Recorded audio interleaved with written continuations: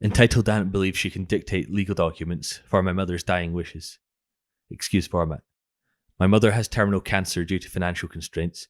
She decided to move in with me and my family.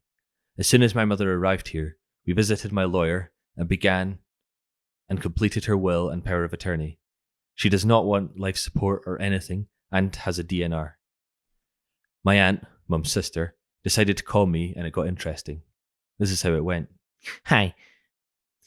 I wanted to see how your mother is doing because she doesn't tell me anything. She's good, same always. Well, have you two discussed her dying wishes? Yes, it's all taken care of. What is it that you need? Well, when the time comes, can you call me so I can get a flight to be with her as she passes? When the time comes, I will notify everyone. Okay. Well, make sure you do everything you can do so I can be with her. What do you mean? Like life support? She has a DNR and doesn't want that. But as soon as it's close, I will make phone calls. Hopefully everyone can make it. I don't think you understand me. If she's passing, you need to put her on life support so I can be with her. You are a POA, and once she is in that state, she won't know the difference. Dumbfounded by what she said. No, that's not how it works. It's already on file with the hospital and the doctors. Signed and legalized. Even if I wanted to, I can't. You're selfish. I'm pretty sure you don't understand how this works, but it's okay. We'll talk when it comes close to that time. You're the most selfish, arrogant human being I have met. You have no idea how much I am suffering. You aren't suffering and you need to stop. My mother has terminal cancer. She's living in a constant state of pain. You live in your home, which is now paid off, with one of your sons and his girlfriend and their 3 kids.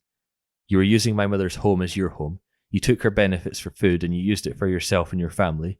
You drove her car for 2 years and never had to pay for anything. It doesn't matter if I could pay her property taxes and bills. She wanted to come here to be with me and my family. She wanted a closer bond with her granddaughter before she dies. She's choosing how she dies and where she wants to be buried. Why are you calling me anyway? I'm recording this conversation and I will use this as a proof that you're trying to kill her for the insurance money. The fact you will keep her alive is murder. I hung up on her before she went full crazy like always. I had her on speaker this entire time and my mum listened to the entire conversation. My mother is in shock and began crying because my mother and I always had a rough relationship due to my aunt always lying on me. This is where it gets good. My aunt calls my sobbing mother, I mean sobbing, and begins telling her all types of lies about this conversation. My mother quietly listened to blatant lies and ended the conversation just like this. I was listening this whole time. He had you on speaker. I know everything. It's a shame that you caused so much destruction between my only child and I for so long. I am glad at the end of all this, he still took me in. I have done so much for you and now I see it's jealousy, because it wasn't all about you. When I die, I do not want you to come to this home, his home. You can be at my burial in Mexico, but do not come here. He doesn't want you here, and he is too kind and empathetic to my disease to tell you no, but I am going to say no.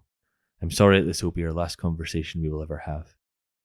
My mother hung up and blocked her number. The greatest part of this all, my mother said all of this to her while drinking her morning coffee and eating her toast without a beat.